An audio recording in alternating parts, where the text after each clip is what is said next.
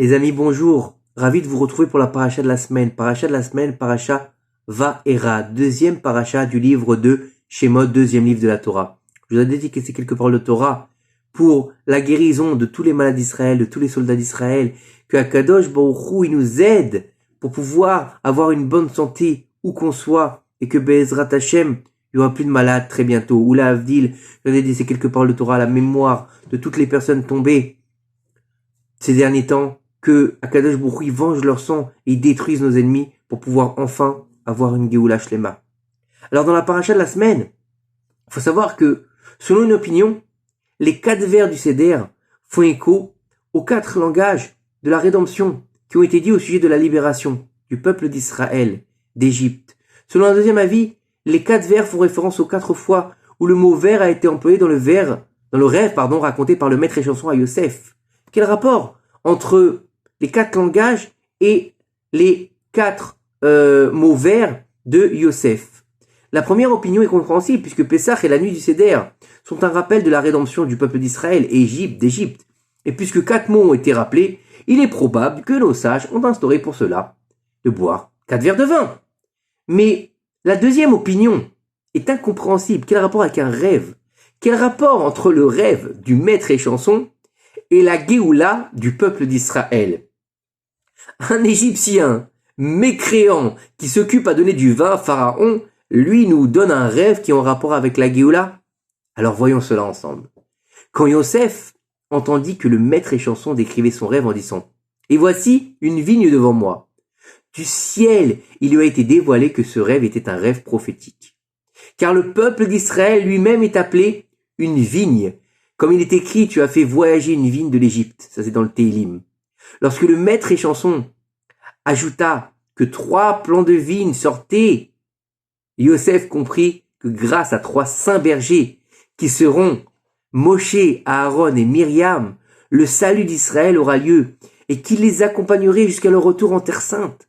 Et quand il lui raconta comment la vigne avait mûri et comment ses raisins étaient pressés, Yosef se rendit compte que du ciel, on lui montrait la merveilleuse rédemption du peuple d'Israël qui serait remplie de signes merveilleux et qui seraient des signes au-delà de la nature, comme une vigne qui pousserait en un jour et dont on récolterait ses raisins mûrs pour les presser le jour même.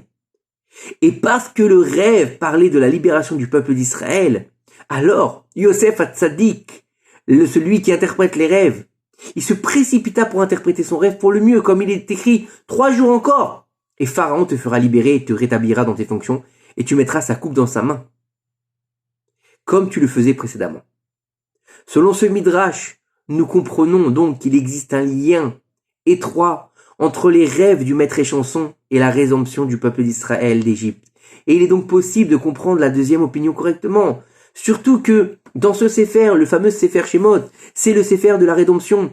Donc, tout ce qu'on va pouvoir lire dans le Sefer Shemot, que ce soit Paracha Shemot, Va'era, Bo, Beshalach, Yitro, on va comprendre que tout ça, ce sont des allusions pour la dernière Galout et la nouvelle et la Géoula Shlema.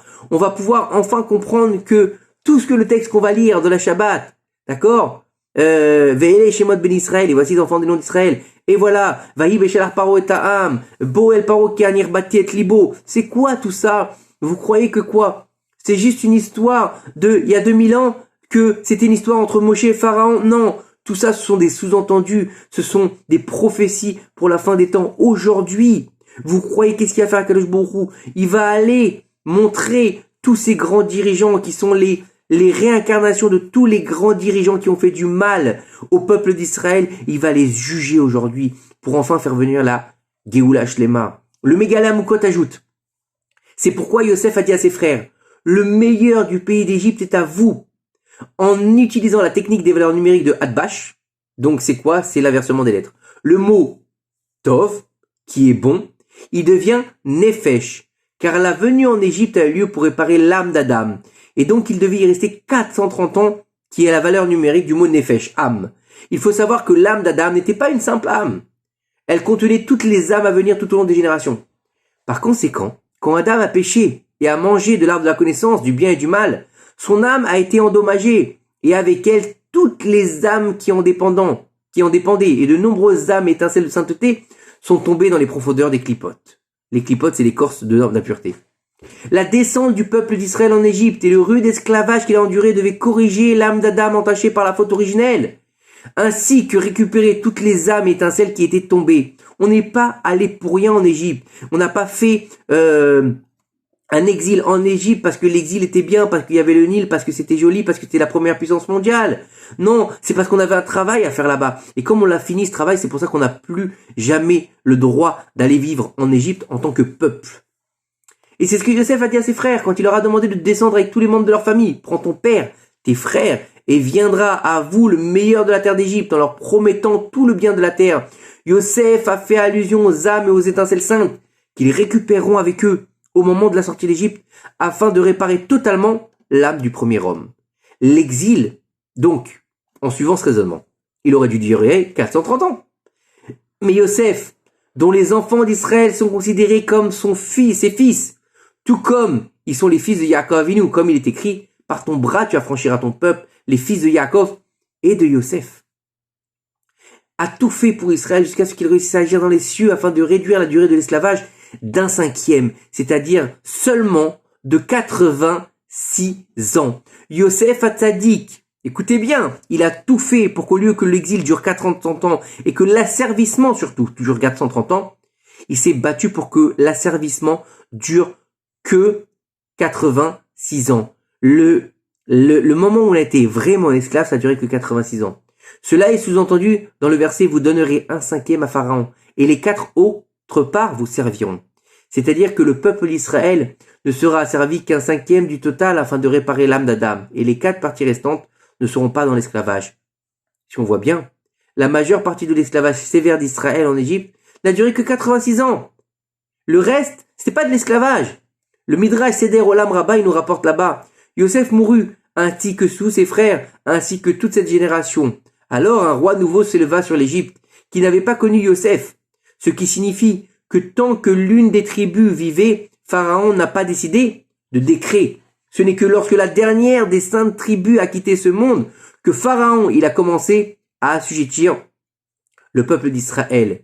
Et qui était le dernier des fils? Le dernier des fils à être vivant, c'était Lévi. Lévi, il est mort à l'âge de 137 ans. Ce n'est qu'après son départ de ce monde que les Égyptiens ont commencé à servir le peuple d'Israël. Mais même alors, l'esclavage n'était pas encore cruel. En fait, l'esclavage sévère a commencé quand? Le jour de la naissance de la prophétesse Myriam, sœur de Moshe Rabbeinu. C'est pour cette raison que ses parents, Amram et Yocheved, qui étaient des saints, ont décidé de l'appeler ainsi d'après l'amertume de l'esclavage sévère qui a commencé à cette époque. Lorsque Moshe, lui, frère de Myriam, est venu libérer le peuple d'Israël, Myriam avait 86 ans, car Myriam avait 3 ans de plus que Aaron, qui avait 3 ans de plus que Moshe. L'esclavage a donc duré que 86 ans, comme Yosef l'avait demandé, puisqu'il s'est arrêté avec la première plaie. De plus, il est écrit que la mer le vit et se mit à fuir. C'est rapporté dans le Télim, mais c'est aussi rapporté dans la Shirat Hayam. Hayam Ram Vayanus. La mer, elle a vu, elle a disparu. Qu'est-ce que c'est? Qu'est-ce qu'elle a vu? Qu'est-ce qu'elle a disparu, la mer? Depuis quand la mer, elle a des yeux? Bien sûr, on parle de l'ange de la mer. Nos sages expliquent dans le Midrash Teilim Bereshit Rabbah que lorsque les enfants d'Israël ont quitté l'Égypte et sont arrivés devant la mer Rouge, au début, la mer a refusé de souffrir devant eux. Et ce n'est que lorsqu'ils ont descendu le cercueil de Yosef dans la mer que le miracle de la mer s'est réalisé.